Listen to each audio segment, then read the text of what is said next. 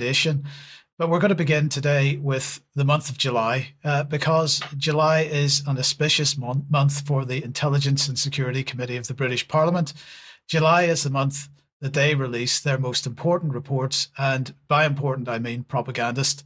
The Intelligence and Security Committee says it oversees the policies, expenditure, administration and operations of MI5, MI6, GCHQ, Defence Intelligence, the National Cyber Force, the Joint Intelligence Organization, the National Security Secretariat, and Homeland Security Group.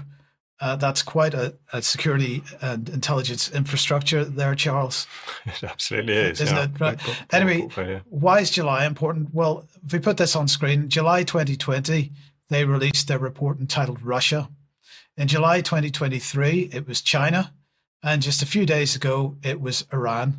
Now, to get an idea of the standard of these reports, let's just remind ourselves of the Russia report. The main thrust of the report was the claim that Russia has been interfering in British democratic processes, and that as a result, social media companies needed to remove covert hostile state material from their platforms, and they said the government must name and shame those platforms that failed to act. To quote them, they said at the time, the government must now seek to establish a protocol with the social media companies to ensure that they take covert hostile state use of their platform seriously and have clear timescales within which they commit to removing such material. Now, Intelligence and Security Committee member Stuart Hosey said the committee found it astonishing that no one in government had sought beforehand to protect the referendum. That's the EU referendum that he was referring to, because Britain left the EU because of Russia, so the narrative goes. Now, the report itself went on to say, open source studies have pointed to the preponderance of pro-Brexit or anti-EU stories on RT and Sputnik, and the use of bots and trolls as evidence of Russian attempts to influence the process. It went on to say the written evidence provided to us, that's the committee, appeared to suggest that Her Majesty's government had not seen or sought evidence of successful interference in UK democratic processes or any activity that's had a material impact on an election, for example, influencing results. The report also said that GCHQ has also said that Russian intelligence service actors have orchestrated phishing attempts against government departments. To take one example, there were attempts against Redacted. That's the name was redacted, so we've no idea of knowing who it was actually against, but also against, they said, the Foreign and Commonwealth Office and the Defence Science and Technology Laboratory during the early stages of the investigation into the Salisbury attacks. They also claimed that the Scottish independence referendum was a Russian target, and they cited Ben Nimmo. And of course, Ben Nimmo, if we remember, was an agent of the Integrity Initiative, which was a program to run disinformation campaigns against Russia. And that wasn't the only integrity in the report, because the report went on to say, we're grateful to those outside the intelligence community, in particular, who did they name?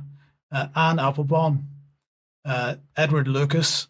Well, now Edward Lucas, of course, always denied involvement with the Integrity Initiative, but that was patently false. William Browder, Christopher Donnelly, who ran the thing, and Christopher Steele for volunteering their very substantially. So they were thanking these people all for volunteering their very substantial expertise on Russia, which they said provided them with an invaluable foundation for the classified evidence sessions. So this was absolutely plenty of Integrity Initiative. It wasn't an Intelligence Committee report. In fact, it was an Integrity Initiative report.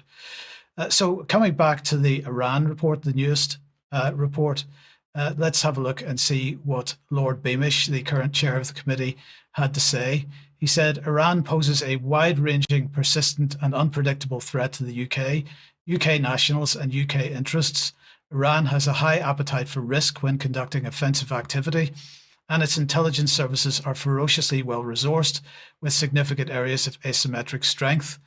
It supplements this with its use of proxy groups, including criminal networks, militant and terrorist organizations, and private cyber actors, to provide it with deniable means of attacking its adversaries with minimal risk of retaliation.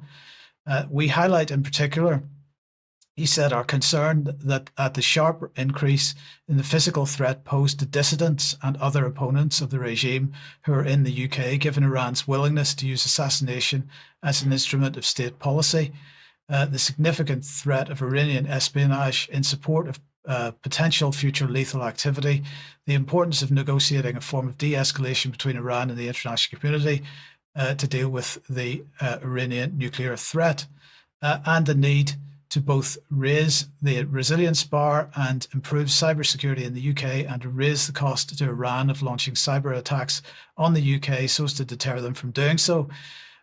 So my question then is this some grand conspiracy to take us to war? Well, in my opinion, the answer to that is yes and no. The committee claims that it sets its own agenda and work program, but to suggest that there's no steering by the intelligence agency is just not credible. And of course, they choose their experts very carefully. As they say, they take evidence from ministers, the heads of the intelligence and security agencies, senior officials, experts, and academics, as it considers necessary. So the evidence they receive is potentially highly biased. And so it's inevitable that this group of useful idiots will end up producing suitable propaganda, which then informs the media agenda, where other useful idiots unquestionably regurgitate the same propaganda. And here's a perfect example of what I mean. The Times claim that Iran poses a higher risk to our security than Russia. And if you see the highlighted quote there, it says the threat of assassination and other violence from Iran is now at the level posed by Russia, which is exactly the narrative straight out of the report itself, uncritically repeated. Charles, where do we start with this?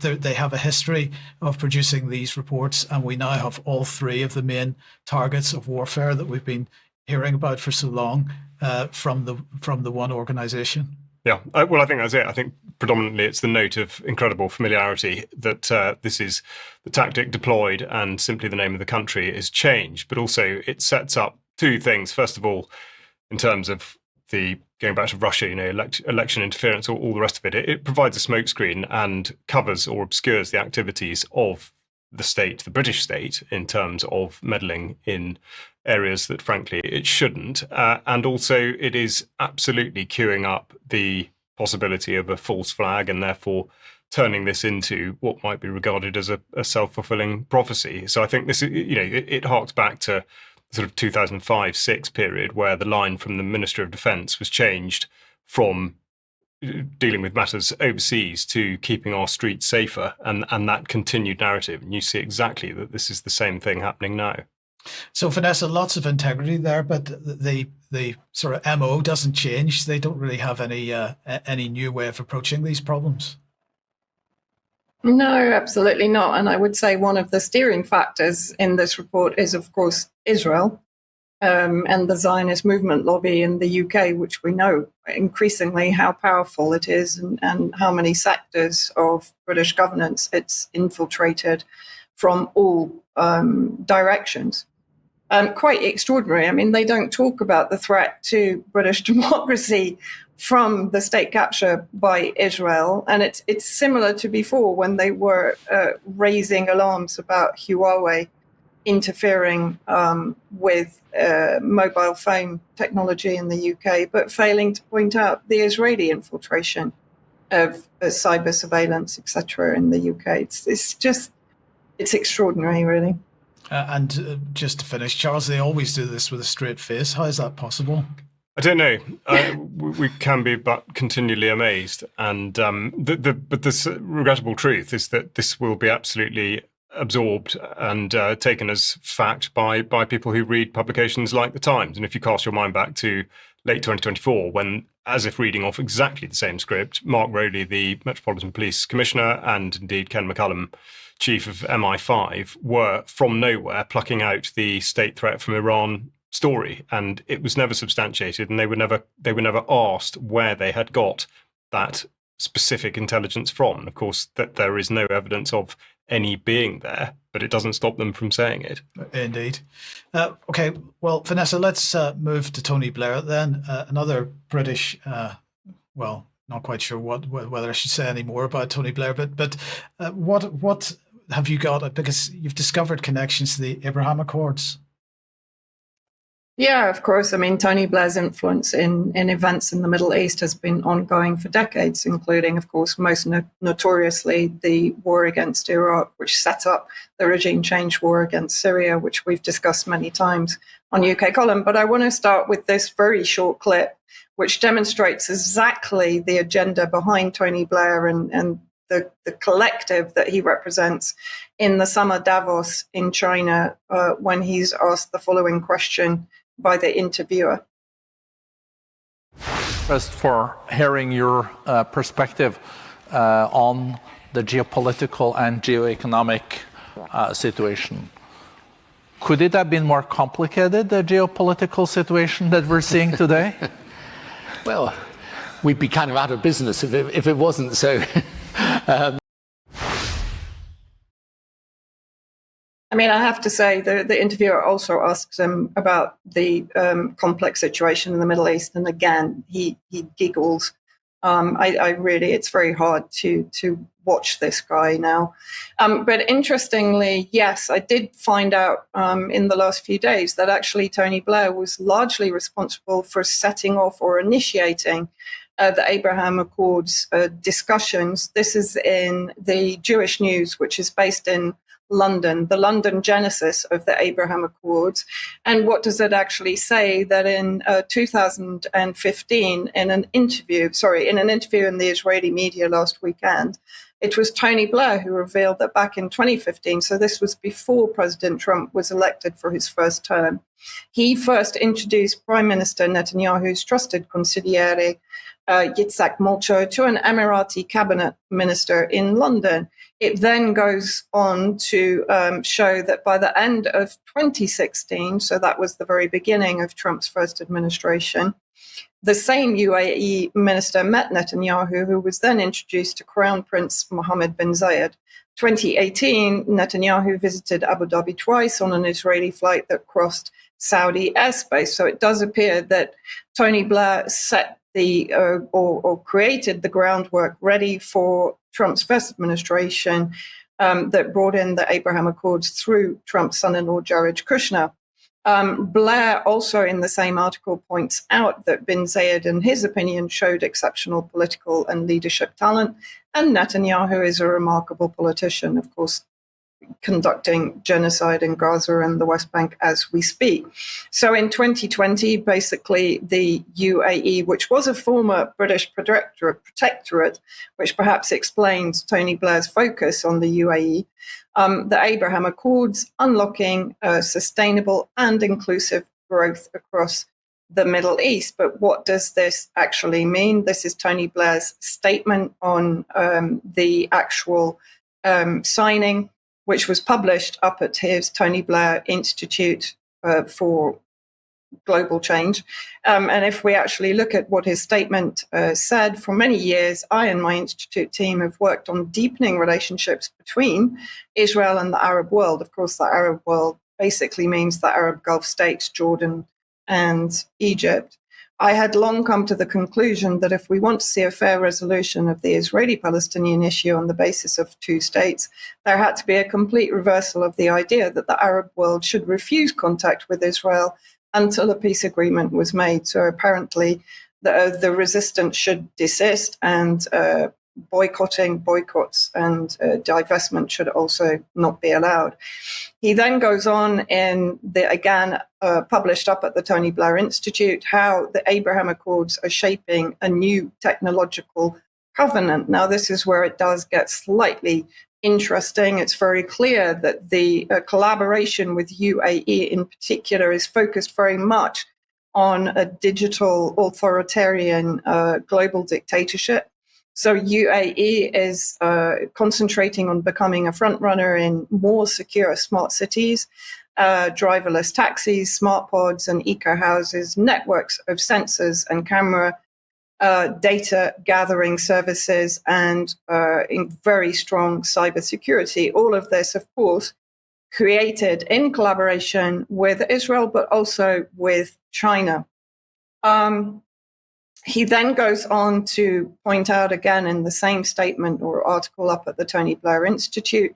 So the next chapters will tell stories of the possibilities of turning the region into a global powerhouse of fintech capability through uniting Israeli tech innovation with the UAE's financial expertise. I'll leave you to translate that, leading the way in a new Abrahamic covenant for the technological area. So, of course, that means central bank, digital currency, etc. But let's have another look at the UAE that was involved in the Saudi-Israeli, US and UK war against Yemen since 2015. And in fact, I've written numerous times about the UAE black sites in southern Yemen using US-style torture against Yemeni civilians, quite horrific reports from that for at least the last 5 years. And of course, they were involved in the targeting of the Yemeni civilians in partnership with Israel and Saudi Arabia.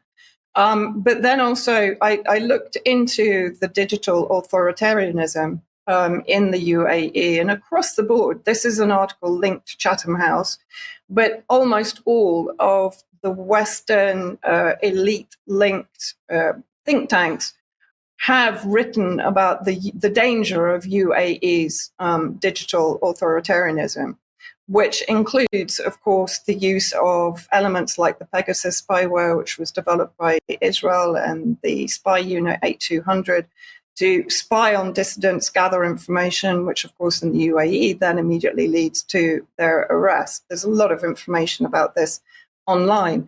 But the Abraham Accords, of course, then led to the Abraham Shield Plan, which, again, we've covered here on UK Column. It's a coalition basically to ensure the genocide and the extermination of Palestinians, the creation of the dystopian state that, again, we've talked about, Palestinians being confined to ever-reduced landmass concentration camps, the sale of their land or giving of their land into a trust, and then basically their displacement from Palestinian land into neighboring countries. And last week, of course, we talked about Tony Blair's staff who took part in the Gaza Riviera project with BCG. BCG, of course, is the company that was managing the Gaza Humanitarian Fund, American private military contractors who were running the humanitarian aid for Palestinians that, of course, is being used by Israel to effectively massacre more Palestinians coming into smaller and smaller areas to gather aid. And I remind everybody to have a look at the Blair Bush project in Syria that brought al-Qaeda to power, because this connects everything. So it shows very clearly that what Tony Blair is tasked with is creating a digital surveillance oppressive bloc using the Gulf countries, the Arab Gulf countries, and basically harnessing the countries that are prepared to normalize with Israel to create what I think is a very dangerous development block of all of these concepts to enslave humanity now and in the future. And of course, who are deeply connected, as we've said before, to the British state, to the US and to EU states. So I want to end with another section, and I apologize for inflicting this upon all of you. But this is Tony Blair still at the summer Davos, China event, talking about his view of governance. So let's have a look at this. You know, you do a poll in the Middle East, by the way, of young people across the whole of the Middle East and ask them which country do you want your country to be most like. The answer is, I think, virtually every year comes back the UAE. Yeah. So, you know, this is, and that's not a coincidence, by the way. It's because of the way the governance has been. And one of the reasons why, you know, my institute works in almost 50 countries across the world today. And one of the fascinating things is that everyone always thinks their situation is unique. And of course, in a way it is. But whichever country you go to, most of all what people want is the opportunity to do well, right, if they work hard, to have peace and stability, to raise their family with some chance of a decent future. And that's the same wherever you go. And the key to it is good governance that is open-minded itself, that is effective in providing opportunity for people and is connected to the world. Do we have that kind of governance in the UK? I wonder. But it's also, I think, very interesting that the UAE is being set up as the flagship of this new digital totalitarianism. And the fact that the countries that are being targeted, which are effectively Iran, Syria, of course, that we know has already fallen into organized chaos, and Lebanon, or at least the Lebanese resistance, all have or had independent financial systems, independent from the World Bank, independent from Western influence and interference. We've talked about Hezbollah having the non-usury bank where people bring their gold, leave their gold for a period of time until they pay back the loan, and then they can collect their gold. Iran has independent banking. Syria had independent banking. Of course, now it's being sold by Tom Barrack, the economic hitman for Trump, into debt enslavement through the IMF, etc., and various monetary funds, just as Egypt and Jordan have been sold previously. So it's, for me, very interesting. And I think what it demonstrates very clearly is that the war is not only against the resistance in the West Asia region and in Iran, it is literally against all of us, because if Tony Blair is harnessing the Arab Gulf state to basically bring in this kind of digital tyranny, then it's certainly going to affect us. And Israel is already part of that complex and is already embedded in our own state structure. Vanessa, thank you very much for that. Any thoughts, Charles?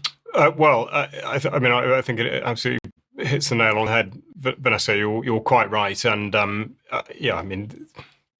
in a way, always a difficult person to talk about. He sort of seems to be everywhere, and people still seem to listen to him, which I think to anybody who's followed his career over the last 30 or 40 years could be and should be completely mystified by.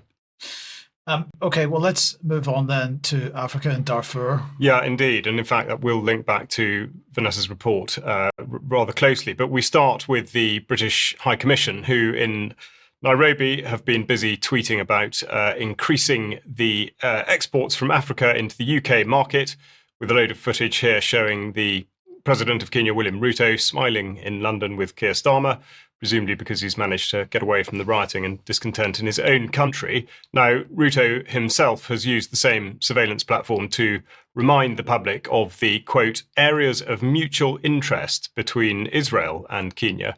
And that links obliquely to the concurrent reporting from New York on the activities of the United Nations Security Council. Now, first of all, we have James Kariuki, the Deputy Permanent Representative to the UN, who made a statement about humanitarian access to those in need in Sudan. This was back on 27th of June. He said little of note and absolutely nothing that could constitute action on the matter. But I would say his remarks are perhaps best characterised by his encouragement of others to do something. Quote, we welcome continued efforts by the UN, the African Union and countries of the region to advance an inclusive political process. And then on Thursday, 10th of July, the council met to discuss the situation in Darfur. And this was prompted by a report from the deputy prosecutor of the International Criminal Court, Nazat Khan. Now, before considering what it is that she did say, I should just point out the remit of the ICC, as shown here on the banner at the top of their website, says trying individuals for genocide, war crime, crimes against humanity and aggression. Now, she was keen to begin by thanking the president of Sudan for attending, a point of significance which I'll come back to. Khan's opening gambit was to state that, quote, the humanitarian position has reached an intolerable state, which makes it significant that her statement, which was nearly 2,000 words long, she did not mention a single date. Now, the reference to the humanitarian position could describe any point over the last several decades, making this just another demonstration of the international community's sustained ability to preserve and protect vested interests while talking as though something will happen. And to pick out an example with which to illustrate the point, Nazat Khan said, quote, and I wish to be clear on a key priority in this respect. We must work together with seriousness and focus to secure the arrest of those individuals subject to ICC arrest warrants presently in Sudan. Omar Hassan Ahmad al-Bashir, Ahmad Harun, and Abdel Rahim Mohammed Hussein. Now, she's referring here to a process which has already been going on for 20 years, and still no sanctions have been brought against any of those three men. UK Column has covered the extraordinarily ineffectual record of the ICC, and I refer back to Khan's opening remarks about Sudan's president, Abdel Fattah al-Burhan. In 2008, when delivering a similar report, the then ICC prosecutor, Luis Moreno Ocampo, said, quote, "My office has a duty not to intervene when national authorities are conducting national proceedings. This is the principle of complementarity. The Sudan claimed that it would investigate and prosecute perpetrators of crimes." Well, obviously it did not. Now, as to whether there is any sincere desire for or expectation of change, this clip examines the effectiveness of the UN set alongside the remarks of Kieran Prendergast, the former Undersecretary for Political Affairs at the UN, as recorded for a PBS Frontline documentary from 2007.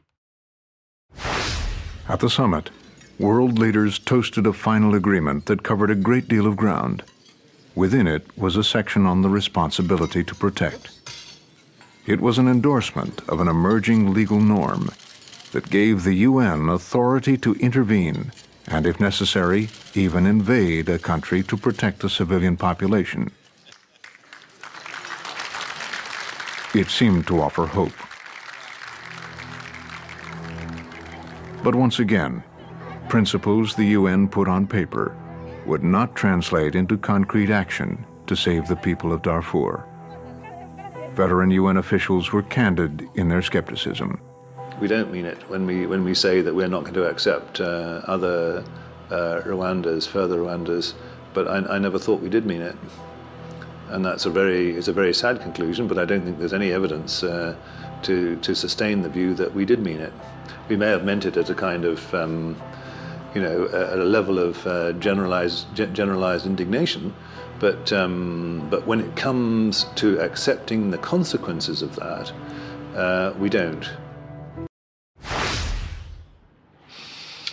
Prendergast there, I think, telling you really everything you need to know. And of course, it should be pointed out that UNAMID, the UN mission to Darfur, was shut down in 2020, and there's none running there currently. Now, of course, given the very short memory that the public is permitted to have by the mainstream media and the various national and supranational governments of the world, it's no surprise to see follow-up statements such as that from Colin McIntyre, the in response to the ICC report. McIntyre said that he was, quote, gravely concerned and that there are reasonable grounds to believe that war crimes and crimes against humanity may have been committed and indeed are continuing to be committed in Darfur.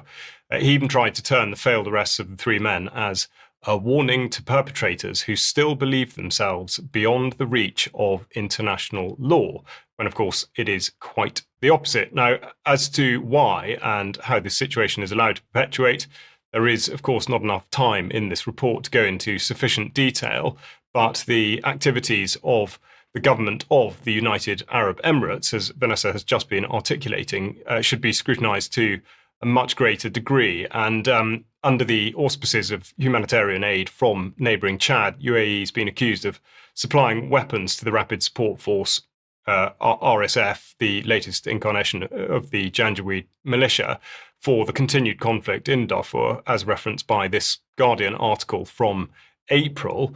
Certainly, the UAE is the largest purchaser of Sudanese gold, as shown here by the OEC's statistics from 2023, making them the largest single contributor to the Sudanese economy and therefore have a huge amount of influence. The UAE has made no secret of its plan to control an enormous number of deep water ports all over the world via the state-controlled DP World. And as reported by UK Column, the UK itself is partnered by DP World via British international investment, most notably at the controversial port of Berbera in Somaliland.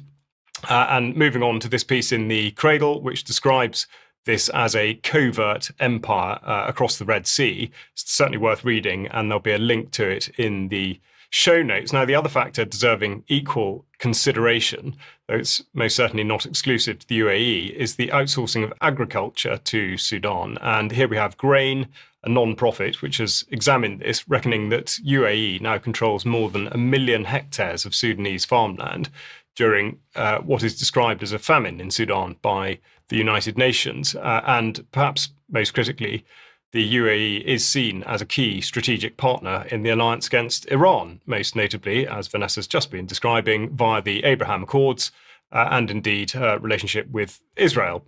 So, UAE rather than Vanessa. It is an enduring and complex picture, and one that strongly suggests that none of the actors involved have any interest in improving. Now, I don't know if we've got time to have a few thoughts from Vanessa on that situation, but perhaps particularly the role of UAE in Sudan's, degenerate state of affairs. Well, I mean, it's just horrific, but I think what is equally scary is the clear involvement. I mean, I haven't checked on the Tony Blair Institute of the connections to Sudan, but I'm sure they will be there because Tony Blair is clearly partnering with the UAE in this Israel-linked expansionist project. And of course, it's all related to water, largely for Israel in particular and UAE that don't have access to water resources at all. I think you're hitting the nail on the head there. Tony Blair, as we've mentioned many times in this program, is interested in the whole Sahel region, which is that whole region south of the Sahara Desert. So I think he's absolutely active in the area. If you like what the UK column does, you would like to support us, the link to do that is on the front page of the UK column website.